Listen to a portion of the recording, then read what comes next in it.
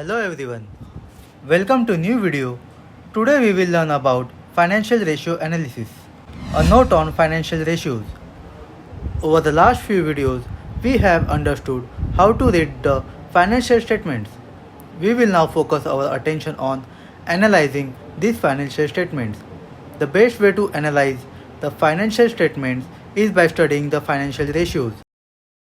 The theory of financial ratio was made popular by Benjamin Graham, who is popularly known as the father of fundamental analysis.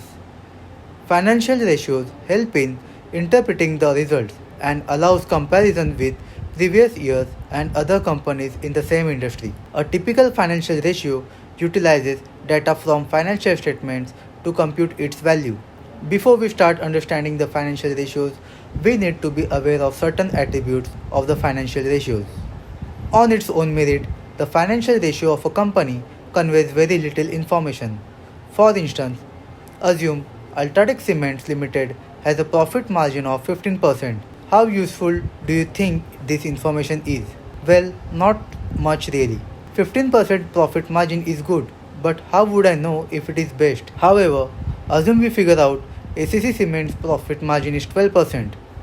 Now, as we comparing two similar companies, comparing the profitability makes sense.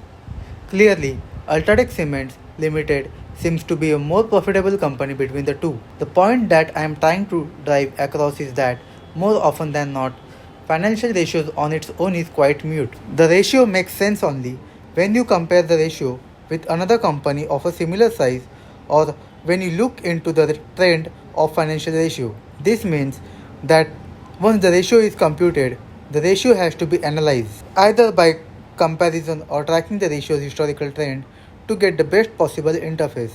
Also, here is something that you need to be aware of while computing ratios. Accounting policies may vary across companies and across different financial years. A fundamental analyst should be cognizant of this fact and should adjust the data accordingly before computing the financial ratio. The financial ratios. Financial ratios can be classified into different categories, namely profitability ratios, leverage ratios, valuation ratios, operating ratios. The profitability ratios help the analyst measure the profitability of the company. The ratios convey how well the company is able to perform in terms of generating profits. Profitability of a company also signals the competitiveness of the management, as the profits are needed for business expansion and to pay dividends to its shareholders. A company's profitability is an important consideration for the shareholders. The leverage ratios, also referred to as solvency ratios or gearing ratios, measure the company's ability in the long term to sustain its day-to-day operations. Leverage ratios measure the extent to which the company uses the debt to finance growth. Remember, for the company to sustain its operations, it has to pay its bills and obligations. Solvency ratios helps us understand the company's long-term sustainability, keeping its obligation in perspective. The valuation ratios compare the stock price of the company with either the profitability of the company or the overall value of company to get a sense of how cheap or expensive the stock is trading.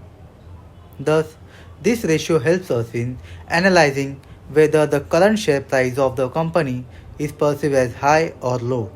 In simpler words, the valuation ratio compares the cost of security with the perks of owning the stock. The operating ratios, also called the activity ratios, measures the efficiency at which a business can convert its asset into revenues. This ratio helps us understand how efficient the management of the company is.